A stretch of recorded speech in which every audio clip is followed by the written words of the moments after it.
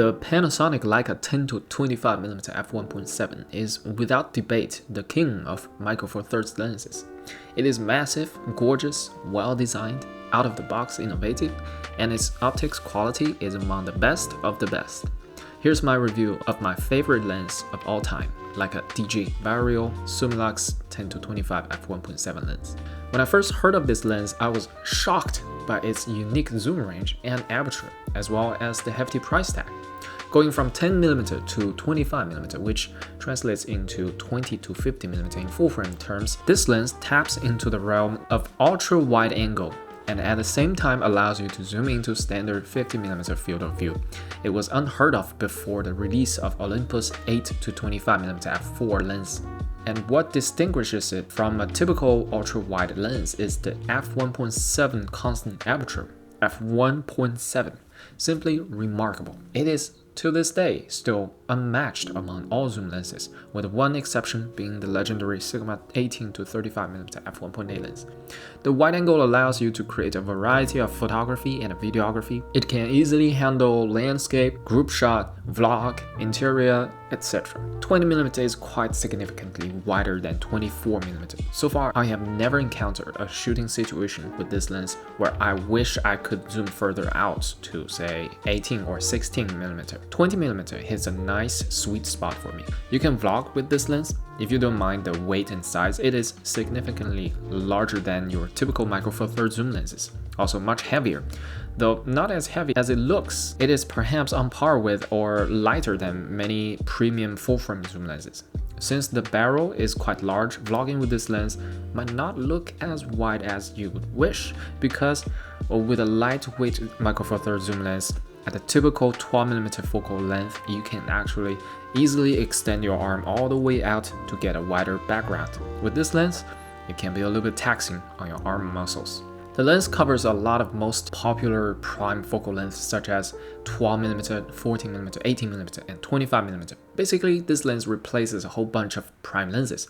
A trade-off must be decided. You either have to carry one heavy lens or a bunch of tiny prime lenses where you would have to swap lenses all the time. Depends on how you use your camera. Both options have their merits. When zoomed in to 25mm, it gives you a decent portrait focal length of 50mm full-frame equivalent. This is the standard field of view human eyes see. For me, it is a little bit short, to be honest. 70mm full frame would be much better.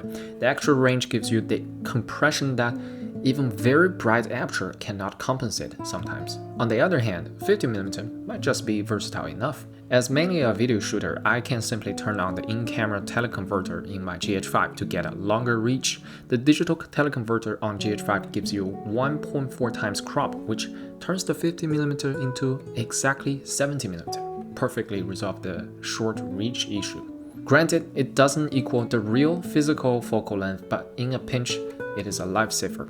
When shooting 4K, you can hardly tell the difference between cropping or not. In 1080p mode, the image quality will suffer to a larger degree, but for video work, I would say it can totally pass as usable. By the way, you get 2.7 times crop in 1080p, which is quite an amazing reach of 135mm full-frame equivalent with this lens. So as a video shooter, I'm not worried about the focal range at all. But if you are a photographer, you might want to pick up a backup telephoto lens just in case. Now let's talk about the aperture. Constant f1.7 on a micro four thirds lens. People say that it is only f3.4 full-frame equivalent. Well, they are perhaps half right. It is physically f1.7. It does not matter what system it is on.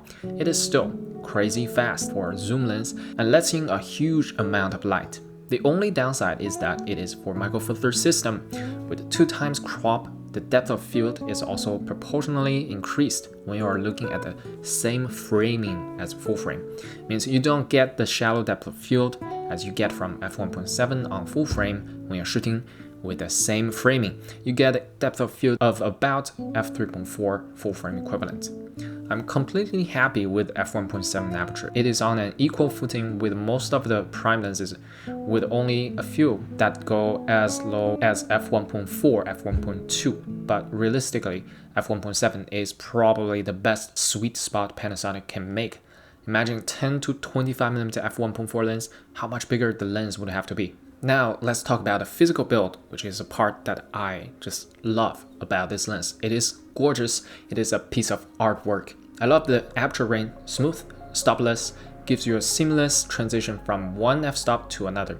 Actually, you can get from f1.7 to 1.8 to 1.9, 2.0, 2.1, 2.2, 2.3, you get the idea. You can go between the most commonly used apertures and be really precise with the f number. Then there's the manual focus clutch. Oh boy, it is fun to use. I love it so much. I wish Panasonic put more manual focus clutch on their lenses like Olympus does. The joy of pulling the ring back and instantly engage in manual focus mode is just unmatched. The manual focus mechanism is still fly-by-wire without hard stop. There are soft stops on both ends where you will feel a stop. The gear can keep on turning indefinitely, but the focus ring itself stays at the stop.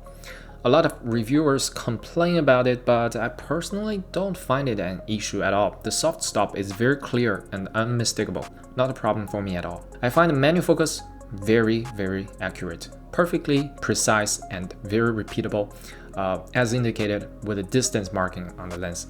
The manual focus is kind of a hidden selling point of this lens. I can't get enough of the manual focus utility. I don't know how to describe it. I just love using it so much. Also, it is parfocal, achieved electronically, works perfectly well for me. Autofocus is great. To be honest, the lens autofocus capability is only limited by the camera body itself. It is fast and silent on GH5, while in video it could hunt in certain situations, but that's completely on the contrast detect autofocus system, not the fault of the lens. And now something bad about the build quality actually. Perhaps the quality assurance could have been better by Panasonic, because apparently it is not uncommon to see the bottom barrel shell not glued on the lens properly, resulting the shell to be movable with slight force on it when you twist around the barrel, which is not only very annoying but also a hazard for weather sealing. I've seen Rhett Thompson's video warning of this issue. Go check out his channel and his videos. I thought it was quite rare that something like this could happen to such an expensive lens. And it happened to me too when I first purchased it. I had to get it changed via retailer to get my current good copy. So yeah, it is kind of a turnoff when you spend so much money, 1,500 to 1,700 euro/dollar currently, supposedly premium product to be so poorly assembled. Image quality wise, I have seen a lot of reviews and tests online. There are only praises. It's pretty much optical perfection. Some test results indicate that it's sharper than most of the Panasonic Leica prime lenses. So I don't even know if it's worth testing the sharpness. I've tested it before, it's perfectly sharp. Corner to corner perfection. It's kind of the maximum you can get from a 20 megapixel micro four thirds sensor. The bokeh, as always, great subject separation when you get close to the subject. It has 0.28 meter or 0.92 feet minimum focusing distance. Pretty remarkable, though not as close as, for example, Panasonic Leica 12 to 60mm lens. This lens is my go-to lens for GH5. It stays on for about 80% of the time, I guess.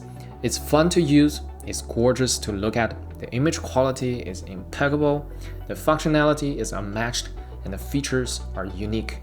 The biggest drawback, obviously, is going to be the price tag. If you can afford it, I'm sure you will absolutely love it. Thank you for watching. Consider subscribe to support my channel for more similar content. If you want to see a ton of sample footage shot with a GH5, like a 10 to 25mm, like a 12 to 60mm, look no further. I have plenty of them on this channel. Alright, thank you and see you next time.